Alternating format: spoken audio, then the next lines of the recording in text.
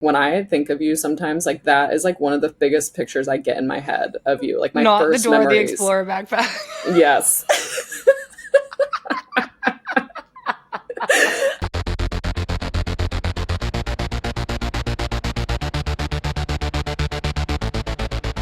Hi, everybody, and welcome back to Friendlies, where today I get to catch up with one of the first teammates and friends I ever had on the youth national teams. She's become a pillar of women's soccer in the U.S. She won her first World Cup at just 22 years old with the U.S. women's national team in 2015, and then went on to win again in 2019. She's an NWSL champion with the Orlando Pride and is now, at age 32, bravely starting a whole new chapter in England with Newcastle United. It's Morgan Gautrat. Morgan, welcome to the Women's Game. Thank you so much for being here.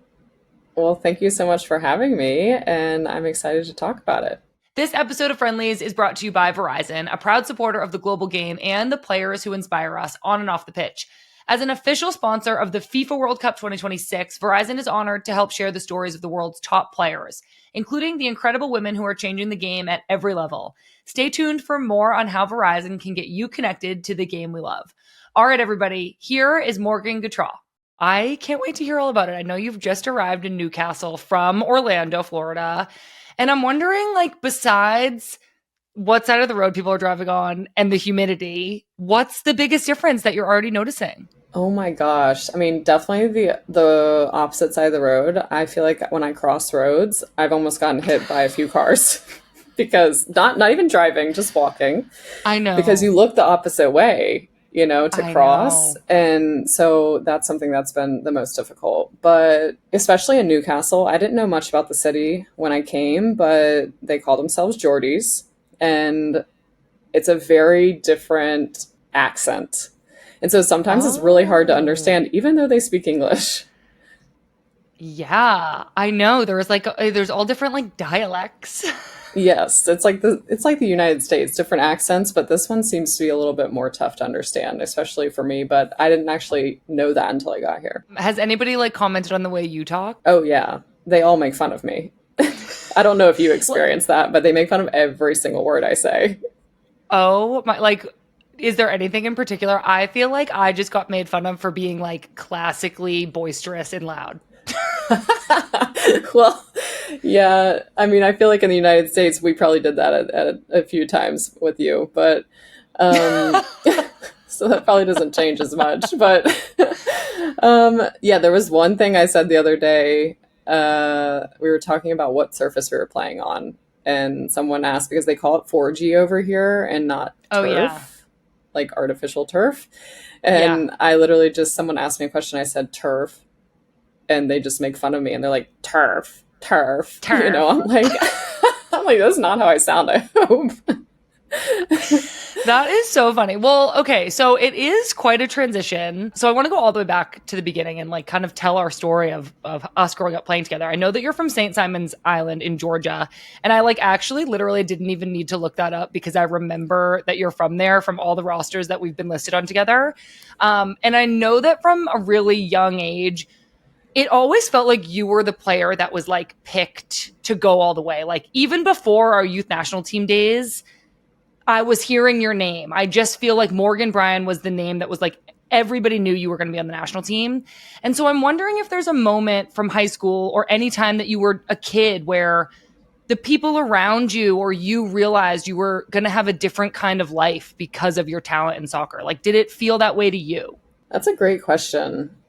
I feel like that could be a really long-winded answer. Perfect. It's a podcast. Yeah.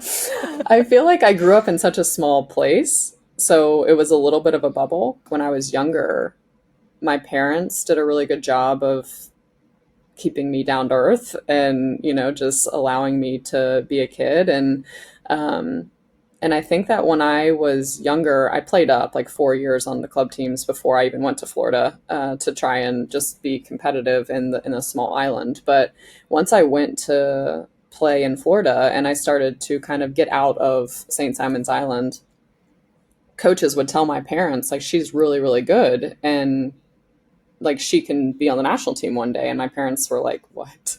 Like they had no clue. They didn't understand. They didn't have anything to base it off of, you know? And so I think that I just remember my parents telling me that at a young age, that coaches would say that. And I honestly, I didn't really believe it either. I didn't really understand it at that age.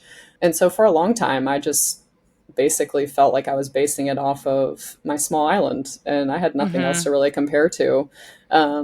And then obviously, like, I tried out for ODP and I didn't really make the city team or the state team or anything the first year I did. And so at that point, I didn't really think that I was going to go far. And then the next year, my parents like forced me to do it again, and I literally hated ODP. I did not want to do it, and I did it. And then that I went on to make the state team, the region team, the national team the next year. And so I think at that point was probably the time where I was like, oh wow, okay, I guess I have maybe a future in this. Yeah. You mentioned playing club 4 years up. And then obviously you mentioned, making first your state team, then the regional team, then the national team. And that's probably when you and I met, was at like a U15 national team camp in California at some point. Then in 2008, Morgan, you and I played up for the U17 national team at the Women's World Cup in New Zealand. We came in second in that tournament. My sister was on that team. So was Crystal Dunn. So was Elizabeth Eddy. I'm curious what you remember about this time in our lives. Like, what do you remember missing, like about missing all of that school? Remember, we would just like take off for 2 weeks at a time. Oh, yes. I remember that. I remember coming back every time and being so stressed and so behind. And then, like, we'd leave 2 weeks later than that, for a month or something for the Yeah. World Cup. But obviously, like, I mean, we continued to do that even with the under 20s. It was like in college, we had to just figure that out. So thank goodness we had that in the high school years. I know, to kind of learn how to do it. Do you remember, was it hard for you like socially to be away from your peers so much? Or do you think we just had our friendships away at camp? I think it was. It was definitely a bit of both because I obviously had my high school and my friends, and I went to a very small high school. I graduated with 25 kids in my class. So like, yeah, when Oh my God, I that is so small. yes, so like when I went away, like it was felt Everybody because we have knew. such it was everyone knew. The entire school pre-K to 12th grade knew because it was 400 kids. But so I had that, and then I had my club team, so like, and we were constantly away from our club team, and like my club team was pretty much like family. And so I felt like it was the hardest thing to be away from them because I loved playing with my friends, and they were like sisters to me at the time. And I think even just in high school and even in college, like, and missing out some of those years in college. I feel the same way. I also think for me socially, it felt hard. I think when we would go away, and especially the years that we were playing up an age group, I kind of feel like I struggled with my confidence, partly from that, like always feeling literally was Christy's little sister on all of those teams. But I think I like adopted that into my personality a little bit. I tried to like cede control and autonomy because I just kind of felt like I'm playing up. I'm probably not going to start for this team. Or I just like didn't feel like I had the upper hand. But I feel like with you, and this is how you at least always came off to me, you struck me as somebody who felt like they belonged on whatever team you were on, whether it was your age group or an older age group. And I'm wondering how if you feel the same way, and how you think you grew to have that kind of confidence when we were just teenagers. Oh gosh, that's really nice of you. Thank you. You're welcome. I'm sure I came off that way, but I know for sure, like when I was playing on when we played the under 17 World Cup, I was 2 years younger. And I don't know Uh-huh. if you remember, but I was tiny, and like I totally didn't feel like I belonged on that team just because of like even just body wise. You guys were women and I was like still a girl. And at that time, I don't know if you remember, but I was playing right back. Oh my God. Like I was That's not playing center mid. crazy. Yeah. And so like I remember my first camp at that hotel in the Holiday Inn. Do you remember in Florida? With the one with the field Like right next door? yes. Oh, I've missed that. That was the Oh, best. yeah, was it a Holiday Inn? I don't know, whatever it was, but I don't know. I was playing outside back. And this was another situation. There's a few things that I remember. First, we'll just tackle the first thing I remember from Great. this time period together. I remember you were so nice to me, and I was young, and like yeah, you talked to me and you were kind. And then I also remember you and Christy going at it all the time in those camps. Obviously. And I was like, oh my gosh, that's crazy. But like, and I remember from that, do you remember your backpack? My Dora the Explorer backpack. Yes. Or something, was it? Literally, I like, remember yeah. you wearing that. I was like wearing it ironically, but like obviously just had way too of an advanced sense of humor for people to get that. And like literally people were like, why is this girl acting like she's 5? And she's a giant. I literally remember you being like so tall, lanky, and like had this Yeah. backpack on. When I think of you sometimes, like that is like one of the biggest pictures I get in my head of you. Like my Not the first Dora the memories. Explorer backpack. Yes. But other than that, like I told you, you were like one of the nicest ones to me. But I literally, my first camp when I was playing outside back, and this was Kaz, right? Kaz Tamby. Yeah, for our 17s, yeah. That was our coach. It was probably my first camp, and we were at that field.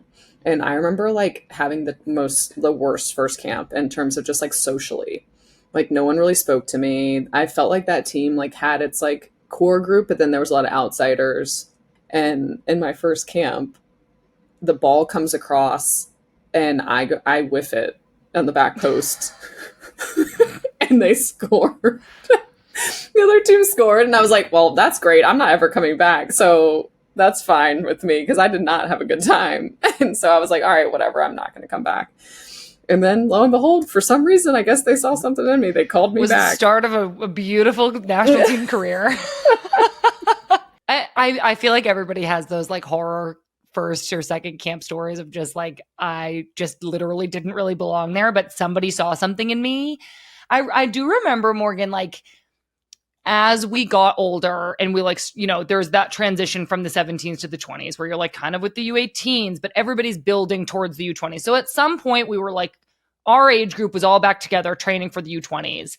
And I remember you had a really solid group of friends. It was always you, Carrie Riccaro, Lindsay Horan, and Bree Heberlin. You were 4 of the best players. You guys all pushed each other. You like led a lot of our teams on and off the field. And you 4 were open about wanting to make the full national team. You didn't shy away from the fact that that was your goal.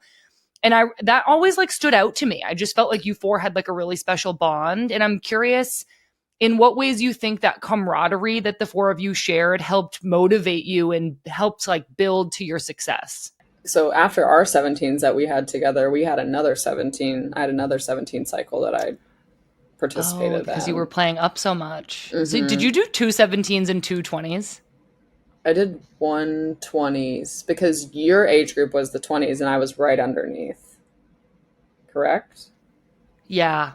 Yeah. Yes. So the 92s was like the age group for the under 20s, and the 93s was the second year. So I only did one U20s. Okay. So I participated in the second under 17 cycle, and that was when the 4 of Carrie, you got close. Bree, Lindsay, yes, and I got really close, and we were again like sisters, and I think it definitely helped us, especially in the under 17 cycle, but then pushing on to the under 20s is like when you surround yourself with like-minded people and people who have the same goals and are pushing to do that. I think you naturally almost have that accountability when you go home between camps and you're constantly talking about the same things. We have the same goals in mind. Obviously we were all really good players and pushed each other, but I think also like we were really good friends and we were able to understand each other's lives and lean on each other. And obviously, I think what we didn't realize at the time is how few people actually make the full national team from the youth teams, you know? And it's like crazy to think about that, you know, because sometimes our under 20s was stacked.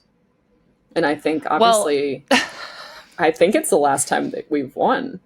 Yeah. So Morgan and I were on the 2012 under 20s team together that won the 2012 World Cup. And I remember this so vividly, Morgan, because I had gone to the U20s World Cup before this in the previous cycle. So I came into my proper age group being like, I'm going to start. I'm going to be a leader on this team.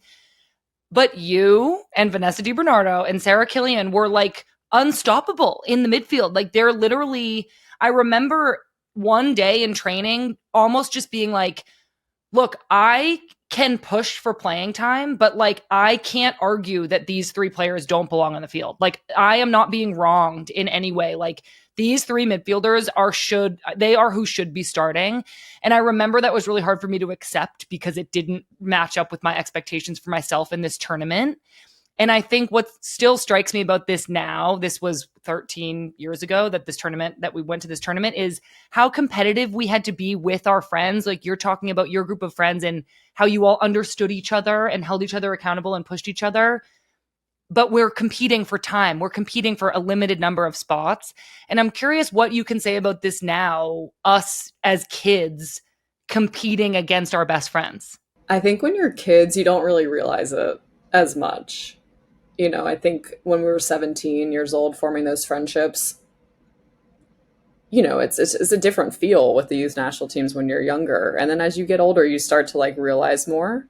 I think that you're competing against each other, and then how like fine the margins are as you start to get even older. And I think that sometimes I like thought about myself on the national team, the full team in the 20s of like, I want to have like the kid mentality that I used to have, at that age, where it's like you don't realize that you're competing so much for pressure. time, and there's so much pressure, and there's like all these things that come into your mind with the competition and being friends, but also being teammates, and it's a really hard place to navigate. Like you were talking about with the expectations, like when you were with the 20s that you thought you were going to be a leader and a starter, and like your expectations didn't match.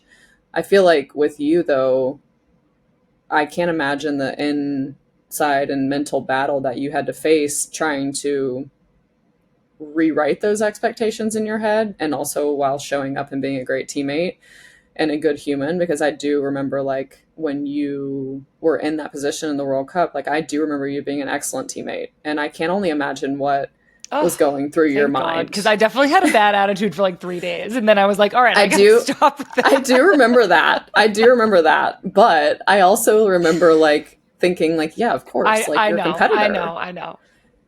Like you're allowed to have bad days, and like we're competing and you're not going to be perfect. But I think that the way that you were able to like right the ship and turn it around and like show up and be a good teammate, and I can't even imagine the mental battle, because I've been there too, like even with expectations after, the 2015 World Cup, like I had expectations to be one of the best players in the world, and, other things happened along the way. And like, so I had to rewrite expectations in my head. And like, for me, just making the 2019 World Cup team was the goal. So I had to shift my mindset, shift my expectations, and rewrite those. But that wasn't easy, so I can't only imagine like what that was like.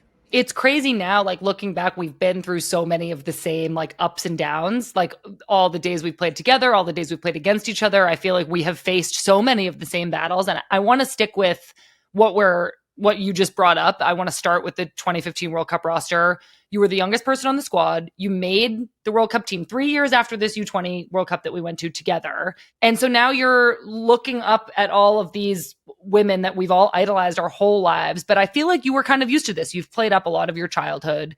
You were 22 years old. Did you feel prepared for the pressure of going to a World Cup with the senior team? There was a question you asked earlier, about just like having the confidence and always feeling like I belonged. And I think similarly to you, I always played up. So I always felt like I was the baby on teams. And I think that also like had a little bit of an impact on my mentality too, because I was always the one who was the baby, who probably didn't feel like they could really talk or lead or communicate, or just had to like perform and not really take on any of those roles. So I feel like it was the same thing with the 2015. Like I was the baby on the team, but I feel like I had a lot of help. And the person that stands out to me the most is Lauren Holiday. Without her, and then Steve Swanson, obviously, who was the assistant at the time on the national team, but my head coach at Virginia, I feel like they really helped me along. And I just remember Lauren Holiday, after my first few camps, she like told me, she was like, "You're going to make the 2015 World Cup team." She was like, "You're going to be a starter." And I was like, what? What? This she also plays my position. Like, you know what I mean? She's I was like, literally the confidence. a saint. She's literally a saint. She's like I'm like, the confidence to say that to me. And also, are you sure? Like, what are you talking about? Obviously her saying that shifted my mindset a little bit because I was like, oh, okay, she thinks I belong here. Like maybe I do belong here. And then also like, oh, maybe I should also be trying to play, because when you Yeah. go into those camps, you're like, I'm just happy to be here and I hope Yeah. I do I'm well and basically don't a embarrass mannequin in myself. practice. Yeah, Yeah. exactly.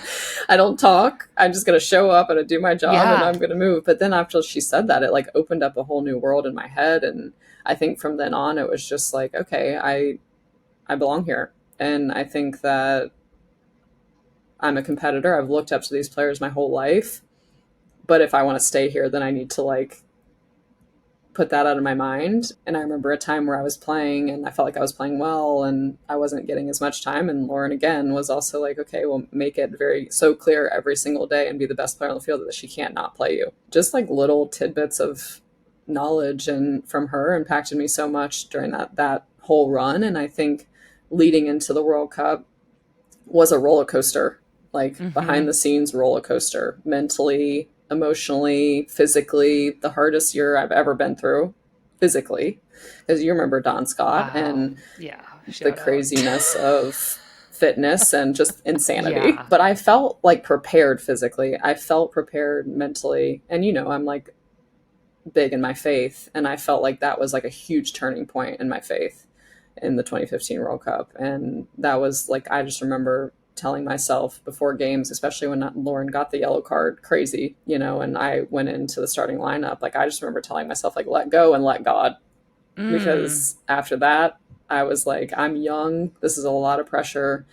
And I've never played at this big of a stage. I've played in youth World Cups, but it felt like a lot. And obviously in the brightest of lights. And I felt like that was like the saying that I kept telling myself, and it gave me a lot of peace. That's really amazing. I'm so glad you shared that with us. You ended up starting 4 of the games at this World Cup. You mentioned Cheney got a yellow card, and I think there was another player who got a yellow card accumulation and had to sit out. But Pinot. then Pino. But then Morgan, you're starting. You're doing so well. You started the final. You assisted Tobin Heath's goal. If people don't remember, this was the game that Carly Lloyd got a hat trick. The US beat Japan 5-2. It was like the most glorious World Cup final. Can you take us back to the moment where you and Tobin embraced each other? It was the 5th goal, and it was kind of like we all knew you guys were going to win at this point. What went through your mind when you realized, like, oh my god, I just started the World Cup final, we're going to win? Yeah, I think like, you just every single game and every single day, you just like put your head down and you work. And you don't like necessarily take it all in and like realize what you're doing because you have to be so laser focused. This final was almost like a breath of fresh air because there was so much pressure. The games were so tight and there was just so much going on behind the scenes. And just when we got to this final, I mean, scoring in 3 goals, I think it was in the first 15 minutes to be up after like a month and a half, 2 months on the road, like your body's exhausted, you're done. And for us to like start off the way we did and say, okay, wow, we have the upper hand. They make a little bit of a push for a comeback, and then I think that last goal was the one that sealed it. Like, okay, no, we're gonna win this game, and like we're winning the World Cup. So I think that it felt like the bow on top, and especially with Tobin, we have such a good relationship and on and off the field. And she was another one that really helped me through the tournament. And so it was just fun to be able to assist a goal to her and for her to be able to score. And then obviously for us to embrace each other. Oh, so cool. So you win the World Cup in 2015, and then in the years following, you obviously continued playing for the national team, playing in the NWSL. I remember you started having some lingering injuries. I know that you got loaned out to play in France for Lyon in 2018, but I feel like we were maybe starting to go through some of these injuries around the same time. I remember I hurt my knee in 2017. I remember you were like on and off, in and out. It seemed like something was hard to diagnose. I'm curious, what stands out to you about the period of time between like 2015 and 16 and 2019 in regards to your like physical health? Honestly, it was probably the hardest period of my career. I remember after the 2015 World Cup, we had to play a 10-game victory tour just to get a bonus, Yeah, that's right. which is crazy. And then after that, we went back to our NWSL teams, and then we played this 10-game victory tour over even through December. And then we came in That's January right. camp and had February, the Olympic qualifying in February. And then it was literally games every 2 days. And I'm almost positive, I can't remember like precisely, but I think I played every game in that Olympic qualifying, like 90 minutes. And Mm-hmm. after that, I remember thinking to myself, like, I am exhausted. And then, like, literally the next week, I pulled my hamstring in Houston. And at that time, that was my first ever, like, major injury. And so, like, I knew nothing about my body. I knew nothing about hamstrings. I knew nothing of, like, what the process was at all. And I think, at the time, like, the medical in the league was not so great. Mm-hmm. And like, so I think that at that time it was like US soccer is trying to like have their hand in the pot, but they're not really in charge. And so it was honestly just like a mess. Like Yeah. I didn't even get an MRI.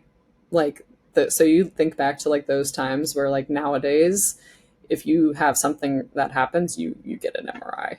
Like, so then you Yeah. know what happened. Like in that sense, like I felt my hamstring pull like up my leg. And so like and then like a week and a half later, they were trying to make me sprint. So like for a long time, I just think it was mishandled, Yeah. misdiagnosed, all the Clearly. things. So I think that doing that and having it mishandled then prolonged it massively. And like it just And it was just kept never, getting yeah, exacerbated it just on never and off for like, like a few years, yeah, right? like I think it was for like, so I played in the Olympics, so it was only for Right. 6 months. And I think coming back, I had a strain in my left one. So it was like once I was Okay. coming back, I was compensating, I guess, and Yeah. which I guess is pretty normal, and just like hurt my left one. And then obviously I played in the Olympics 2017. That would like sprain my MCL in the She Believes. So it was just like one thing after another, like it felt, and yeah, and super frustrating and hard, and like kind of like story after story of misdiagnoses, and Yeah, that's what I remember, I think, is yeah, this kind of just really unfortunate and no fault of yours string of kind of difficult to diagnose injuries. And then I want to know more about your decision to go to France to play for Lyon in 2018. I know you only ended up staying for about 5 months. It seems now like it's the norm for players to go and play in Europe, but I remember feeling at the time it was so much less common and seen as kind of almost risky to go, like as if it would could jeopardize your spot on the national team. I don't know if you remember feeling that way, but can yes. you just tell us what you were hoping for with this move and whether it did or did not meet your expectations? It was right after the Olympics. And it was like, okay, if you're going to go overseas and experience it, probably now is the time in the cycle. I wanted to try and have another challenge, a different environment. And so at the time, I was looking to get traded in the league. But at the moment, with the way it was going, the Houston Dash didn't want to trade me. And so then at that time, do you remember the way that you could like move on from a different environment without being traded? You could go overseas. Right. And so I was like, I'm going to Lyon. And at that time, they were going to get nothing for me, because I was just Mm, leaving to go overseas. And so it came up down to the last minute of the window, and I signed my contract, and I was like, I'm going, because at that time I felt like I wasn't getting better and I wasn't progressing at the Dash, and I felt like, okay, well, I need to get better in order to be where I want to be. And so at that time it felt like the only option was to go to Lyon had some of the best players in the world, and just the style of play fit my style of play better. um, and so that was another reason why I wanted to go over there and enjoy that kind of style of play, and be immersed in that. It was a really tough move because obviously they don't speak English either. And that's a really hard move. And just culturally, and I think there was a lot of things that happened politically, politics, and mm, just bad things that I got in the middle of. And it wasn't so great. And you remember at that time, Jill was very much on the train of, if you aren't playing consistently 90 minutes, I'm not going to call you in. mm-hmm. And so I saw all these things happening, and I was just like, oh, this isn't a I good get that. Yeah. situation, and I need to like be playing consistently. And I was supposed to be there for 2.5 years, but I wanted to leave and go back to the NWSL, because I wanted to make sure that I was playing games week in and week out. In order to make the 2019 World Cup team. Correct. Yeah. I think we're going to kind of circle back to, obviously now you're in Newcastle. And so we're going to kind of circle back to this idea of going overseas and how this feels different for you now. I do want to like kind of bring us back to present day. Obviously you ended up making the 2019 World Cup team. In the years since then, you've been, on and off struggling with injuries and eventually stopped regularly being called up for the national team. And I think my question for you here, Morgan, is like, obviously I am not on the national team anymore either. And I feel like letting go of that lifestyle, those friendships, what comes with that is like really difficult. And I'm wondering if you have emotionally let go of the national team and how you handled that. I think we could probably do a whole podcast on that. I know. I'm like, my gosh, I'm keeping you here forever and just getting to fine. The good ones. I don't have anything else to do, so I'm fine. Everyone has a different experience with the national team. And, I think that for me, I had a lot of good moments, a lot of ups and a lot of downs. And I think that for a long, long time, the downs were starting to outweigh the ups.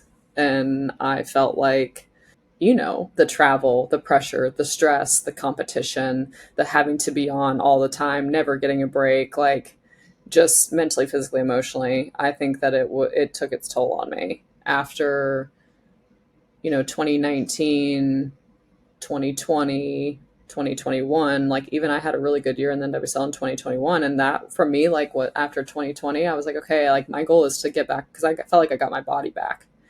And then, because especially with 2020, and sometimes when you're going in and out of everything, you never have that time to get your body back when you've got an injury. And so, you're always feeling like you need to be playing, but then you're sacrificing your body and you're not getting it to its best and 100%. And so I felt like after 2020, I finally got my body back to what I needed. And 2021 was my best year probably in the league. And that was my goal, was to get called back into the national team.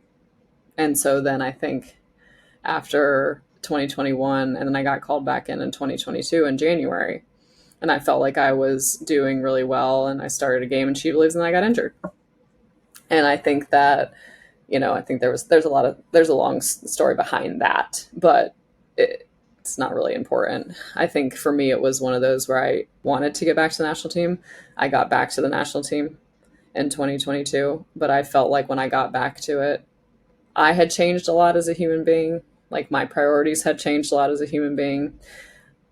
It brought me back to a lot of like trauma from the national team. And I think that for me, it was like one of those where I felt like God almost was giving me that in the national team, to see it, to experience it, but also to show me that I'm okay without it. Yeah. And I think that for me, it was like obviously devastating to get injured at that time because I felt like I was playing really well. And you feel like as a human, that's what you've wanted for so long. But then also when I was injured and then I was out of it and had some time to reflect, I think it was one of those where I was like, okay, like, I think it's time to move on.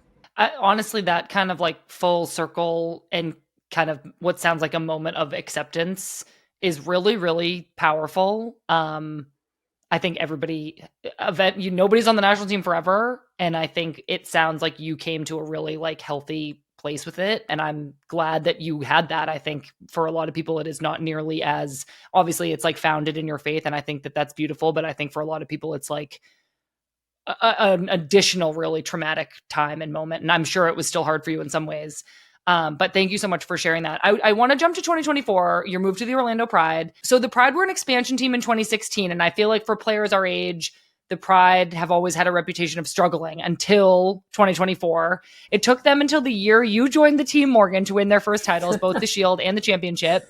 And you were such a huge part of the team's success last season after several moves around the NWSL, that short stint in France, and a really successful national team career. What was it like for you to become a key member of the Pride during one of the most successful seasons for any team in NWSL history? If it were up to me and my plans, I would have never saw myself in Orlando. Because of obvious reasons, which is even crazier because Orlando is probably considered my hometown club. Closest to home. So like, I believe everything happens for a reason, and one door closes, another one opens. And I feel like in Kansas City, that door closed, and it was like, okay, I need to see where I want to go next. And every time in my career, I feel like in the past like 5 years, there's been things that when one door closes, it's almost like a door opens, but I feel like it's, again, my faith. Like, I feel like he's leading me to a certain place. And Orlando was the first thing that came to my mind. And I don't know why. Wow. Like, I had no clue. I was like, really? Are you sure? Like, I don't know about that. And so then I was like, okay, I'll just like listen to that and whatever. And then we went down that road, and then obviously it happened. And now looking back on it, it seems to be like, okay, there was definitely a lot of reasons why. But yeah, it was an amazing experience. And there were so many successes on the field, but so many off the field as well. And the culture and the girls and just like everything clicked. Do you feel like that season like kind of checked a box for you in terms of your career in the US? Yes.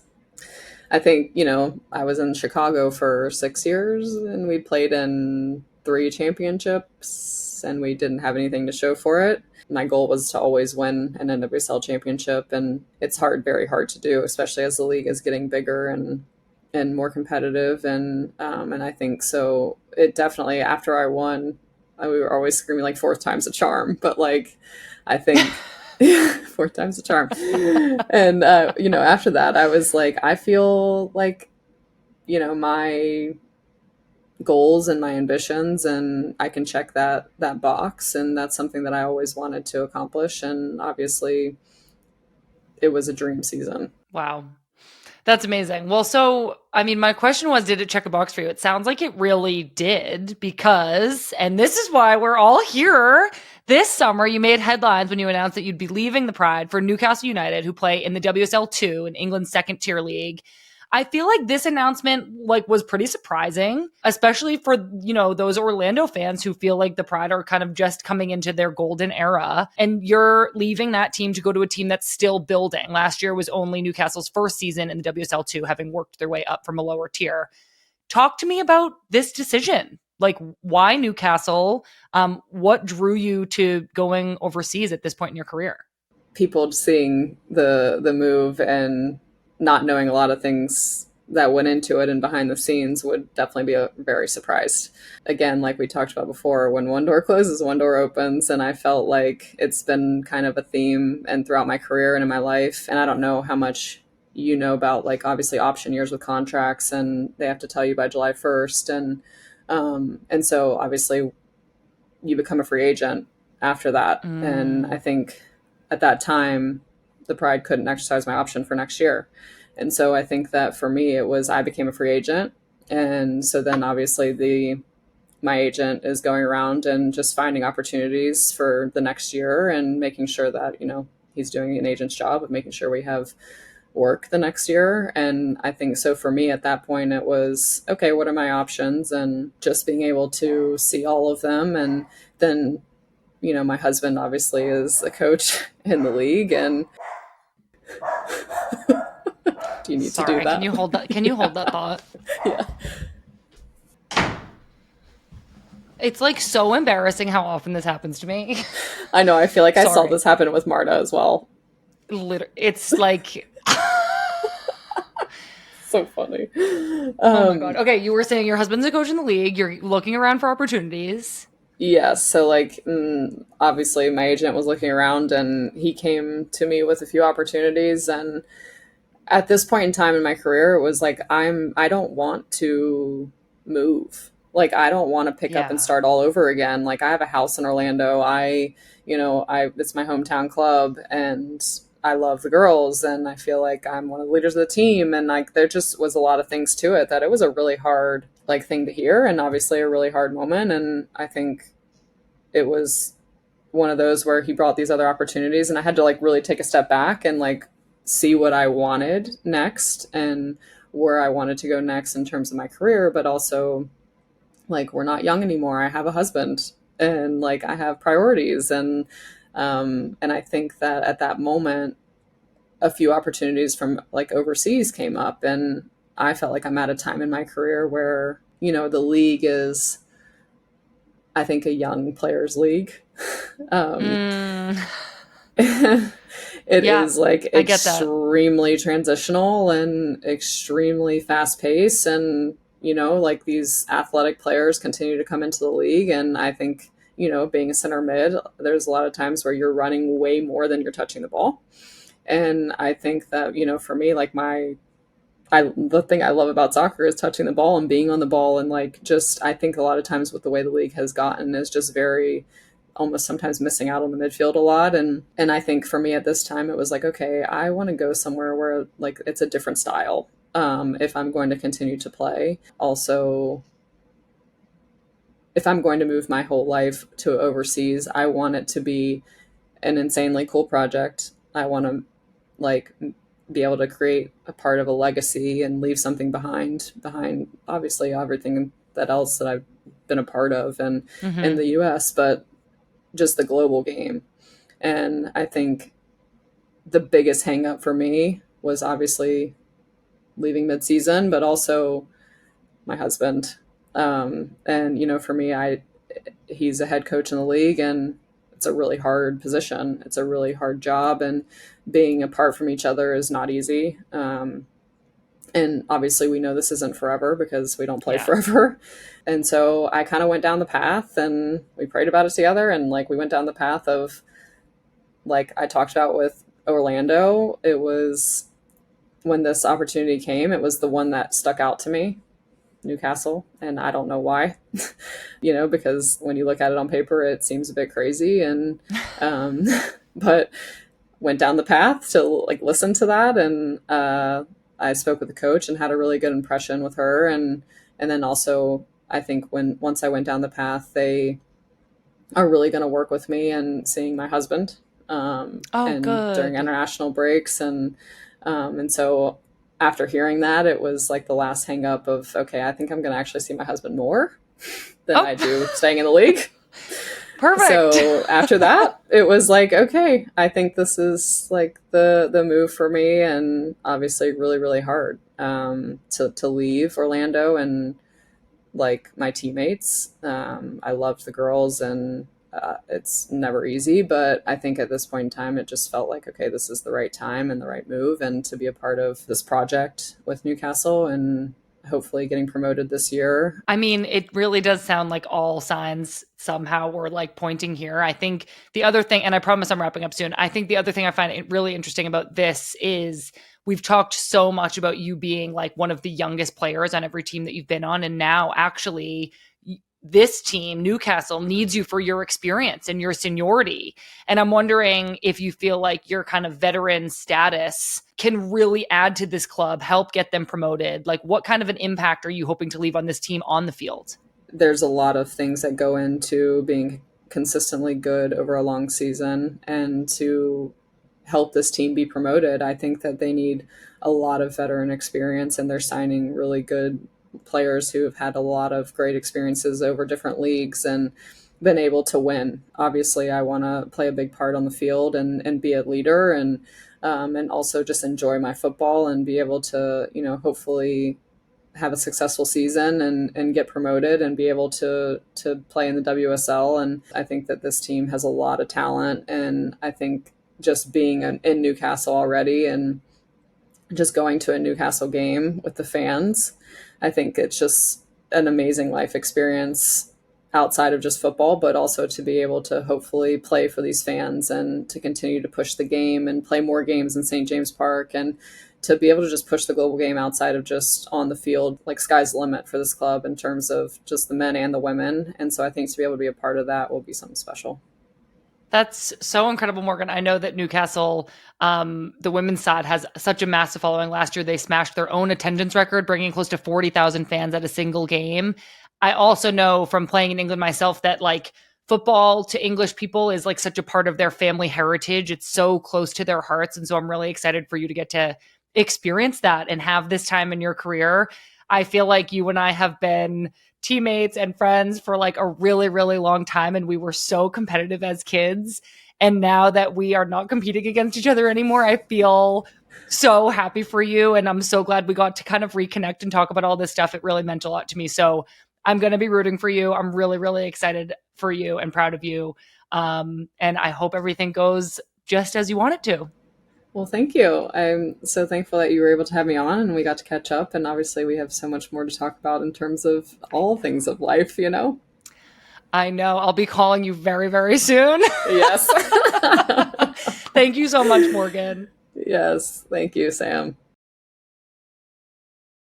Thank you all so much for listening. I truly was just walking down memory lane with Morgan. So much of what came up was unexpected. And I think that's when you know you are long overdue to catch up with someone. I hope you all enjoyed hearing about our times on the youth national teams together and about her new adventure at Newcastle. Before we let you go, we've got our linked up voicemail of the week presented by Verizon. Each week, we want to hear from you. So call and leave us a voicemail at 855-611-4050, and you may be featured on a future episode of Friendlies. Here's our caller this week. Hi, Sammy. My name is Maddie. I'm from New York, so of course I'm a diehard Gotham fan. I wanted to call in to ask if you think the NWSL will ever invest in mascots. Obviously, Ellie the Elephant is a staple for the New York Liberty, and everyone knows who she is, so I was just wondering if there will be any mascots in the future for the NWSL teams, and if so, what team would get what kind of mascot? Thank you so much. I love the show, and I love you. Have a good one. Maddie, thank you so much for calling, and great question. Ellie the Elephant is literally a legend, and I agree. Her presence has been so great for the Liberty. There are tons of ways for teams to engage fans and market their squad, but I feel like a mascot is such a fun one. I know for a fact that the Courage have Rory, and I know that the Royals have Cleo, and the Spirit have a mascot named PK. But I think it takes something really special and tangible, like Ellie the Elephant's style and her overall energy, her social media presence, to really catch on and become the viral sensation that Ellie is. I do feel like for the NWSL, Angel City would be the team to pull off the closest thing to Ellie the Elephant. But Angel City also already has Jennifer Garner, so they're doing all right. I love this question, and I would love to hear from more of you about more mascots in the NWSL. So send me an email anytime at womensgamemib@menandblazers.com. That was our linked up voicemail of the week presented by Verizon. Thank you so much for calling, Maddie. If you want to join us for this segment, the banana phone is open. Give me a call at 855-611-4050. Leave a message and ask me a question, and you could be the next featured listener thanks to our friends at Verizon. Thank you all so much for being here with us. If you haven't already, please make sure that you are subscribed to this YouTube channel or podcast feed, and make sure to check out our newsletter, which gets delivered to your inbox every Tuesday with all the news you need to know. All right, everybody. Thanks, and we'll see you soon.